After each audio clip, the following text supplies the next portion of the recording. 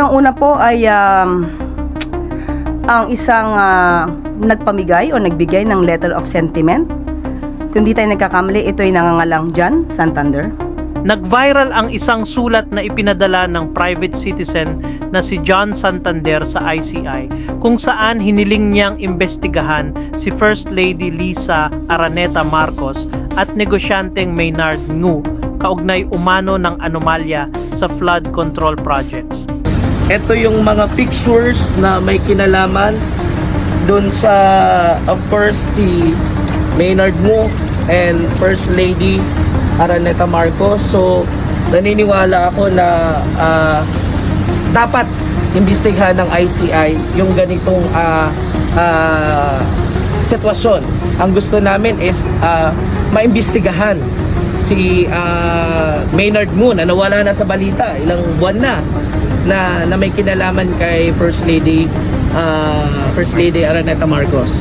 Mabilis itong sinakyan ng ilang media outfits gaya ng Inquirer at Bilyonaryo na nagulat na di umano'y may ugnayan between the First Lady at ni Mr. Ngo sa pamamagitan ng mga appointment at social events. Pero ayon sa Palace Press Officer Claire Castro, parang pinabili lang daw ng suka si Santander. Para siyang isang nuisance candidate na parang binigyan ng pera para bumili ng suka at isinabay ang pagbibigay ng letter of sentiment para dalhin sa ICI. Sa pagsusuri, lumalabas na ang pangunahing pinaghugutan ng reklamo ay ang libro ni Attorney Vic Rodriguez, dating Marcos Insider na ngayoy hayagang sumusuporta sa kampo ng DDS at ni Vice President Sara Duterte. Ipinunto ng palasyo na hindi sapat ang mga event photos o social appearances bilang batayan ng anumang anomaly. Kung inyo makakahalubilo muli ang isang John Santander, maaari po ba niyong itanong sa kanya kung alam ba niya ang mandato ng ICI? Alam naman natin ang mandato ng ICI ay mag-imbestiga ng mga maanumalyang flood control projects at mga infrastructure.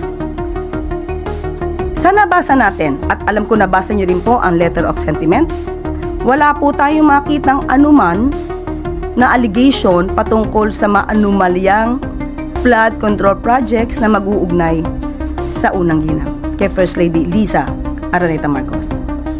Pangalawang tanong, alam po ba niya kung sino ang source ng kanyang mga sinasabi?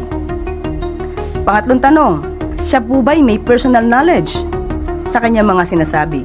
Dahil kung walang personal knowledge, ito ay magsisilbing hearsay evidence. Totoo ngang may iniimbestigahang flood control issue na kinasasangkutan ni Maynard Ngu at dating DPWH official Roberto Bernardo na umaming siya raw ang bagman ni Senator Chis Escudero. Pero ang pagdawit kay First Lady ayon sa Malacanang ay desperadong pagtatangkalang na ilihis ang issue. Kung hearsay evidence, ito po ba dapat ay binibigyan pa ng pagtutuon at seryosong konsiderasyon? Ito po ba ay isang fishing expedition lamang para siraan ang unang ginang?